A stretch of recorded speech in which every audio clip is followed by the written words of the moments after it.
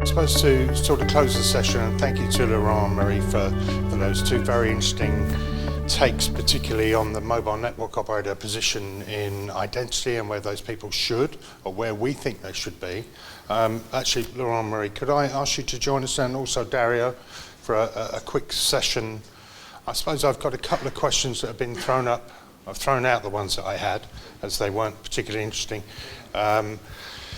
But particularly around, I'm really interested, I suppose, given my background around mobile network operators. So, how do I frame this? So I was at an identity event a couple of weeks ago, and the government digital service in the UK has an identity verification service called Verify, and it's extremely secure. It's pretty cumbersome, particularly when up against other European, particularly Scandinavian solutions. But one of the identity providers within that scheme is the Post Office. And there was a really interesting presentation from the guy at the Post Office, and one of the statistics that he came up with, and I was expecting this to be in the sort of 50 to 75-year-old age range, but in fact it was 18 to 34, something like that. But it was still that 40% of respondents, and it was quite a big survey size, it was 3,000-4,000, something like that, still didn't trust or would have preferred a real-life interface instead of uploading the details of their passport online. Now, I was quite surprised, given that we're in 2020 and the fact that people transact online all the time. But when it came to sharing the detailed information of their passport, even with a trusted brand like the Post Office, 40% of respondents would have rather done that in a real-life situation. They weren't particularly comfortable with doing it online, and obviously that's there's not necessarily a logical reason for that, but it was interesting that perception and that resistance to online transacting is still there. So, here's, I suppose, a general question. If I could start with you, Marie, I suppose, given your background, several years at the GSMA, what do you think the industry needs to do next to counter those sort of perceptions amongst the public? It's a really big question, but in terms of how we progress over the coming years, if you had to pick one thing, what would it be that the industry needs to do to move forward? In order to simplify the assertion of identity. Or simplify to show. Okay, to simplify the assertion of identity. So the issues around identity, how does the industry move forward? And these are really big questions. We've said it's a really complex ecosystem. What do we do? There are so many things that we should do. I think if you talk, there are many different actors. If you talk specifically about the operators, I think they have a role. I have a view of what the government should do as well, but we can start with the operators. I was thinking again about the example of Italia, because by introducing a digital journey for onboarding new customers, they have the opportunity to help the customers, to educate them about the benefits of the identity, and they have the opportunity to design a journey that is secure and convenient for the end users. And I also think that the operators have a kind of a natural authority in telling the end user, in order to become a mobile customer, we are regulated, we are a secure provider, you have to prove your identity.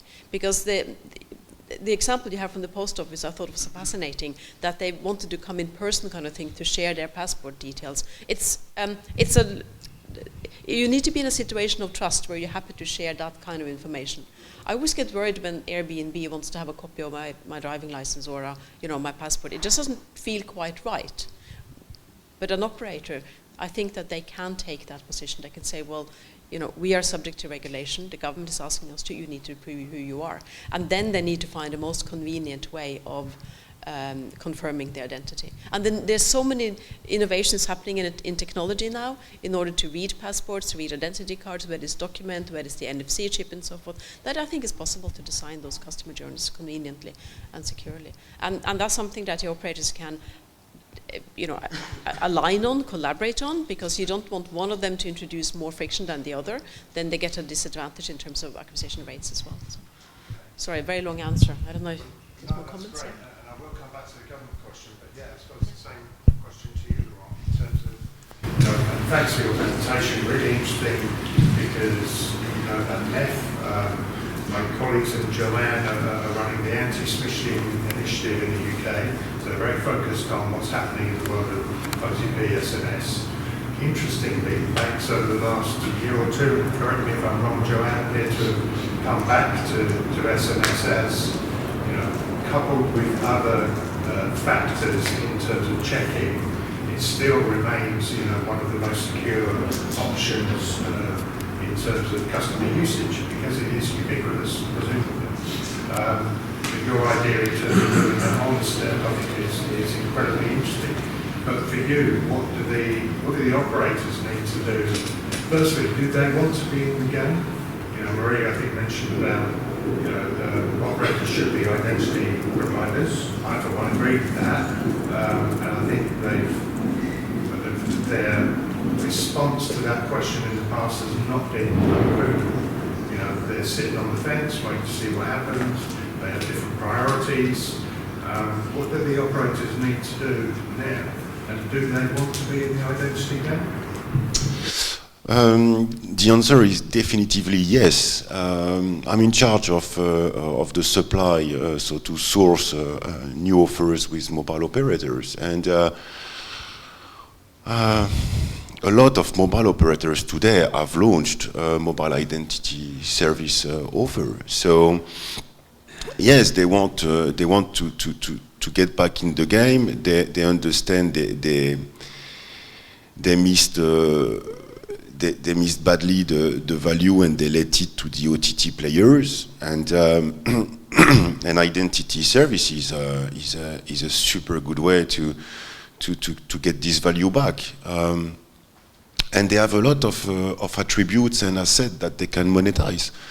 If we talk about KYC match, for instance, I mean, all the carriers are able to do KYC match if they want to, and it's not that difficult. It's not a huge development because they already have this information in their database. And when you buy a SIM card, you need to prove your identity in the shop. So they have verified information from trusted source. And we can see that the market is very demanding. Today we have a lot of players such as banks, such as airline companies, and a lot of other sectors who say, right, I need to prove the identity of the customers. And today what they do is they use the old way. They send a post mail with a stamp, and they wait for the customer to open the post mail and to put the code they receive, and this process can take up to a week or more. So it's a no-brainer. Yes, they have a huge value to bring, and the market is waiting for them. The real question to me is, will they go quick enough to get this market, or will they be late and someone else will eat their lunch? Sure. Yeah. Great. Thank you.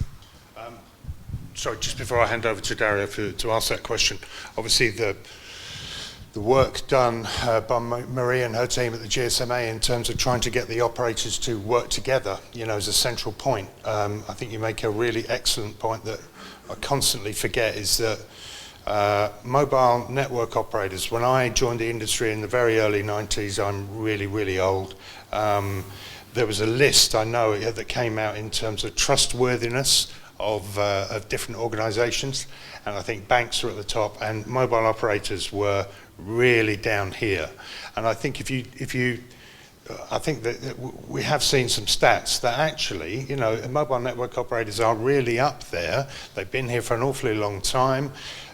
Each of us has a billing relationship going back many, many years with a mobile network operator. We know who they are, we know who regulates them, we know that if they don't look after their customers, they do, in the main, end up in hot water. I know that because I used to run third-party messaging for O2, and I did get in trouble on a couple of occasions because of working with partners who wouldn't sort of stick to the rules. So that's a really valid point, and I think the operators have not really got that message across to the general public, and I think maybe there's an opportunity there for operators to work together to further improve their image with the public if they are to become identity providers. And I'd like to come back to your point about government as well in a second, but let me hand over to Dario. So I'm ruining my next presentation, damn it. Where we're going to be talking about our survey, global survey, 10 countries, everywhere. We do it for 6 years, and we track some of this stuff. And one of it, starting from that, who do people trust? And the answer, this year more than ever, is they don't trust very many people right now. It's getting worse. Our consumer trust study shows 76% of people are not downloading apps, as you were saying, because, ooh, what am I giving them? I don't want it. And that's a big jump from last year, which was a big jump from a year before, etc., etc. So only 30 to 20% by now are actually downloading, are always downloading apps without thinking about, oh, data, yes, it's okay, let's give it to them. And the big difference, if we look at all of it, by the way, challenge me for the stats when you'll see them, but we're proud of it. One of the big reasons is experience, which you were right, which is what you two are pretty much bringing on to the fore, either to merchants, let's say, or to mobile operators themselves. And that's what puts people off about some of giving out data. This seems to be the most discriminating factor. If it's not easy, if they don't understand what's happening, that's really puts a big alert. Because the surprising fact is 70% of them might have not given or downloaded or bought something. That's 2 questions we have. But turns out that they are downloading apps and buying stuff at a higher level. So our index of activity of what they do is very high. So they trust some applications, they trust some services, but not others. And who do they trust? The majority, the only one clear answer is themselves. So who do you trust? Myself is the highest one. Then huge drop this year. Everybody else has been going back 5, 6, 7 percentage points. And that also includes mobile operator. And then does include finance and banks, and etc. So the industry is going ahead, but it's leaving behind the customers, and the sense of consumer trust being lower and lower. So we really are seeing that there needs to be, my view, a bit of a urgency from the industry, because we are creating a dissatisfied population out there where they don't like what's happening to them. But they feel they need to give the data because otherwise they don't participate in the digital economy, but they don't want to give it, or they don't feel that they know what's happening, they don't have control, all of those things. So glad to see the things are happening. Just I'd like to say, be faster, go faster, get more. Yeah, okay, fine. Easy for me to say. But that's my little advertising. That's the next presentation. More for it later. To be continued. Thank you. Thank you. That raises an interesting question, which I will ask before I come to the audience. We have a huge amount of experience here. If you have any questions, I'll come to you in a second. But that made me think, in terms of what you were saying, is there a distrust of brands in this process, or is it the distrust of the actual medium itself? And is there a level of, if I want to, okay, I'm going to buy something, I'm going to transact with this brand, I will sort of hold my nose and go in and do it. Is it less about the brand and more about the medium, in your view? Anyone? I'll start with you. I think it's also about the process that creates or lacks of trust. And there's something about asking for too much personal information, and you go, no way. You don't need this. So there is a kind of call to action in general for digital services, is stop asking for personal information, stop hoarding personal data. You don't need it. So there's a kind of the flip side to GDPR, consent and so forth for handling personal data. Is why do we need GDPR if we are if we did not collect data? Why on earth do we need to collect so much data? And I think that's one of the trust issues. Too much data collected. That leads into, I suppose, something you mentioned earlier. Do government, what role does government need to play in this to make it work? Because, the issue about, why do people need this much data, it still goes on, we know it goes on. What role do you think government and regulators have to play here? I'm just going to start with you, Laura. Well, it's a difficult question. Thank you. Now coming back to the lack of trust, I think also it's a question of generation. I mean, let's say maybe the older generation they don't trust this new technology because they don't understand them, and maybe they had already bad experience. While the young generation, for them it's natural to give away their data against a service or rewards. So it's not just about the danger of giving away data. It's a generational thing. Regarding government, I can speak only for what I know. I'm French, and in France, for instance, we can already transact with the different services of the government online very securely. And it's a very successful service. So more and more people, for instance, declare their tax online, are going to get their driving license online, while, I'm 45 years old. I had to go to the prefecture to get my driving license or my passport or whatever. Today I can get them online, and it's a great progress. So to the point, why isn't everyone abiding to these new process and rules? Generations. So it's going to take time as well. And it takes time, yeah, of course. Yeah. But if you look at the numbers, more and more people are doing this process online, and if we project ourselves in 2050, there will be no paper anymore.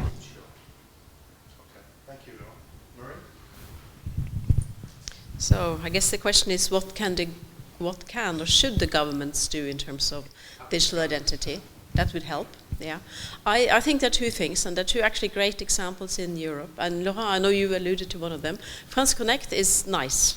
It's really a good example of how the government is encouraging the usability and the take-up of a digital identity. It's used for all government services, I think private services as well now. Yeah. So I think it's fantastic. And of course the flavor adopted by Orange with Mobile Connect Moi, that really makes it available on the mobile phone. It makes it so much better from user experience. I think the other great example is Germany with the Neue Personalausweise that can be read securely on your mobile phone. And they got a special permission even by Apple to be one of the first ones. You can use the NFC APIs within the operating system, which I thought was really forward-looking, in fact. And now, of course, it's going to be open for everyone. But they have spent 10 years seeding the market with identity cards that can be read with an NFC chip and that has a pin on them. And then they declare this to be eIDAS high in terms of the framework. So you can use it for onboarding to a bank and so forth. So effectively, they have a quite nice way of verifying the identity of a user using the identity cards. And the reason, and those two examples I think are nice because they also include a mobile phone. You cannot have an identity card and a card reader, you just forget it, but you need to have a secure way of asserting your identity. So I think the government being forward-leaning, encouraging the take-up for their own services, putting in place infrastructure that is easy to use, but also thirdly working closely with the mobile operators to make sure that this can be delivered as a mobile service.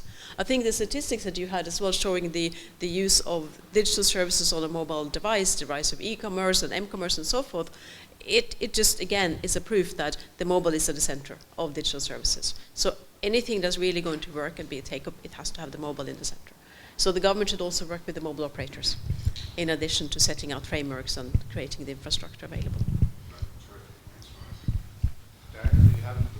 Well, comparison to you, probably nothing that serious or very important to say. So, but if I have to summarize what we hear from MEF and our members, we definitely see that there are 4 players. Okay, that's easy enough. And our message to them, the government, it makes a big difference to have a forward-thinking government, and maybe not just forward-thinking, but an easy one. I'm an Italian one instead, and I can tell you, I have a digital signature for Europe. It took me 2.5 months to have a digital signature. I now have my reader, my card, and my code, and I never use it. But I have ready. So I think some of the easiness of use of it makes difference. However, I also believe that on top of the government, there are other identity issuers, because I still think that it still feels very professional. How much time do I want to share my government, with whom do I want to share my government identities? I have multiple identities. It turns out I seem to have an identity in Vietnam because Netflix sends me messages in Vietnamese and on my email, and then it turns out that my email identity has been misused by somebody over there. And I spoke with Netflix. I hope I'm going to turn off your service in Vietnam very soon. And it just realized how easily I do feel that these kind of less private, I don't have as much information, but in between identity, it feels as a consumer that is an important thing. And I don't want to take out my passport everywhere. I feel still a bit oh, it's my precious passport. Maybe I'm an old customer, as you were pointing out, and who knows. The other 2 key elements are the users, once again, and I'm one of them, and we need to make sure that they do have ease of and transparency of use, and I think that's not very clear for them. And I think sometimes it can be transparent, etc., but it needs to be improved. And finally, the merchants, and I think the merchants can also start and find what to do best. If, and as it turns out, as we've heard, if you start asking your passport for every information or an official, people do turn around and say, I don't want. Why are you asking me this? Why is this so official? And I think merchants need to understand the different implementations, implications of what they are doing as well. Being secure is not the same as being approachable to customers sometimes. But they do expect a security level in between. So I think those are the 4 stakeholders. We need to find how we get an answer to all of them. Government, think about your solutions, be fast, deploy some things, but use solutions. There might be other solutions in between, and I think I would like to see more identity players in there. Consumers are asking for being identified and secured and feeling secure, but they don't want to be complicated by things. Merchants, this is one of the key things for your digital transformations. If you don't get identity right, I think everything else will fall through. So that's as simple. So I spoke a lot. Great. That's perfectly fine. Thank you very much. From the audience today, just before we close, thank you very much for your attention, by the way. Does anyone with a lot of experience up here on stage, does anyone have any final questions? Tim, always good for a question, very quickly. I'm being glared at, so make it quick. Okay. Well, I just suppose quickly, I mean, you and Maria have got experience of working in GSMA on Mobile Connect. What happened to Mobile Connect, and its relative lack of success indicate that operators aren't going to be very good at identity and that someone else should be doing it? I'm going to give that to you, Marie. As I was there further up, my time there is further away. I think it's happening, but very slowly, and it's probably not been the kind of success that I think we all hoped for. But I also think it's worth taking a step back and consider the facts as well. We tried for probably about 4 years, thereabouts. And the operators were asked to sell something they couldn't spell. That they didn't understand digital identity in 2014 when we started. It was a completely new domain. I think most markets in most countries didn't quite understand the concept of digital identity. EU with EIDAS was really the forerunner for this one. The second, so that was a product they didn't quite understand. It wasn't natural to them. The second is that they had to sell something they were not really put up to sell. They're not very good, unfortunately, at selling enablement services, but as to the benefit of other aggregators, for instance, in the market. You know, when you look at wholesale SMS and these kind of other enablement services. So they didn't know how to sell it. That was number 2.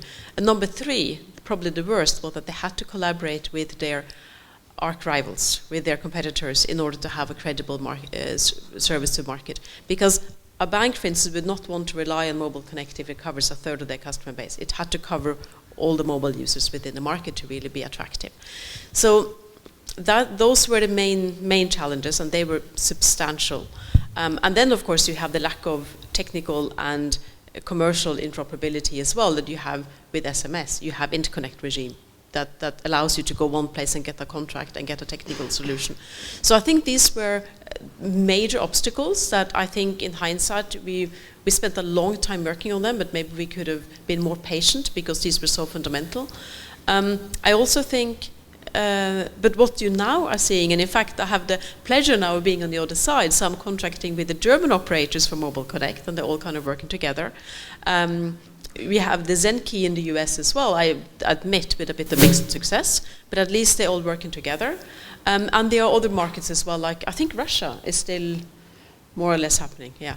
But it is coming. What we also see is that technology providers now are coming in with solutions that are interoperable at the API level. And that again is helping the operators to ensure the interoperability. So it's just taken a long time. I mean, with RCS it was 10 plus years, and it's only now starting to happen. So I think it's a bit of patience. I think Laurent has got another answer, because it turns out that there are in-between solution providers that are reselling, not the full maybe stacks, but some parts of Mobile Connect. So effectively, I would say that Laurent is your Mobile Connect version 2. Oops, you don't like that, Laurent? So just to add to your comments, Maria, there is also another problem with Mobile Connect and mobile operators, is that there is no business model.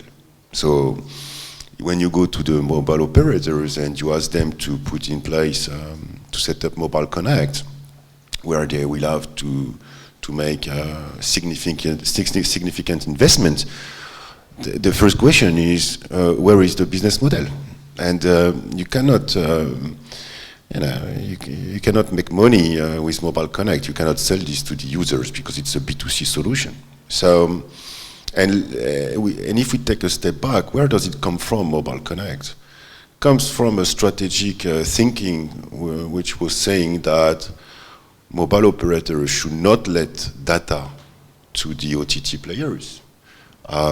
Because today, people connect with Facebook Connect and so on. So carriers wanted to get back in the game, but the reality is that first, there is no business model. 2, the market is very fragmented. So when you have 4, 5, 6 mobile operators in a market, you need to make sure that everyone will join the club. And it's very complicated because there are rivals, so, and not every operators have the power to invest. So Mobile Connect is a B2C solution, but it's still a very valid proposal, because what we propose as a B2B company is it's a B2B offer for merchants. So when I talk about silent authentication, KYC match, and so it's for companies. It's not for end users. So Mobile Connect is great in the sense that if a user wants to increase security for himself, he can do it with the operator tools. Because I hear often that Mobile Connect is in competition with mobile identity offers. It's 2 different things. Mobile Connect can support maybe 1 transaction per second.